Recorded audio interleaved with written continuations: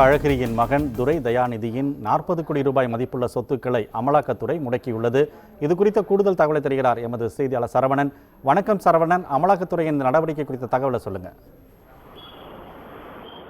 Olympus granites அப்படின்னு ஒரு நிறுவனத்தின் மீது ஏற்கனவே வழக்கு பதிவு செய்யப்பட்டிருந்தது. அதாவது சட்டவிரோதமாக தமிழகத்தில் இருக்கக்கூடிய கனிம வளங்களை சுரண்டப்படுவதாக தொடர்ந்து புகார் இருந்ததை அடுத்து இதற்காக பல்வேறு இந்த கிரானைட்டை வெட்டி எடுக்கக்கூடிய பல்வேறு நிறுவனங்கள் மீது நடவடிக்கை மேற்கொள்ளப்பட்டது. அந்த அடிப்படையில் இந்த ஒலிம்பஸ் கிரானைட் என்ற அந்த நிறுவனத்தின் மீதும் நடவடிக்கை எடுக்கப்பட்டு சிபிஐ வழக்கு பதிவு செய்திருந்தது.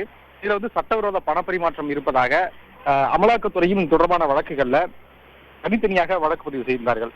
இதே போலதான் இந்த ஒலிம்பஸ் கிரானைட்ஸ் இந்த நிறுவனத்தினுடைய உரிமையாளர் நாகராஜன் மற்றும் அதனுடைய பங்குதாரர் அழகிரியினுடைய மகன் துரை தயாநிதி, இவரும் அந்த நிறுவனத்தினுடைய பங்குதாரராக இருந்தார். ஏற்கனவே தொடர்பாக வழக்கு பதிவு செய்யப்பட்டிருந்த நிலையில அமலாக்கத்துறை தொடர்பாக விசாரணை மேற்கொண்டதன் அடிப்படையில சட்டவிரோதமாக பணப்பரிமாற்றம் நடந்திருப்பதை உறுதிப்படுத்தியதாக அமலாக்கத்துறை தெரிவித்திருந்தது. அந்த அடிப்படையில் தற்பொழுது 25 அசையும் மற்றும் அசையா சொத்துக்கள், அதனுடைய மதிப்பு 40 கோடியே 34 லட்சம். இந்த சொத்துக்களை அமலாக்கத்துறை முடக்கி இருக்கிறது. எந்தெந்த இடத்துல, அதாவது குறிப்பாக எந்த பகுதியில் இந்த சொத்துக்கள் அசை மற்றும் அசையா சொத்துக்கள் இருக்கிறது என்பது குறித்த உறுதியான தகவல்களை இன்னும் அவர்கள் வெளியிடவில்லை.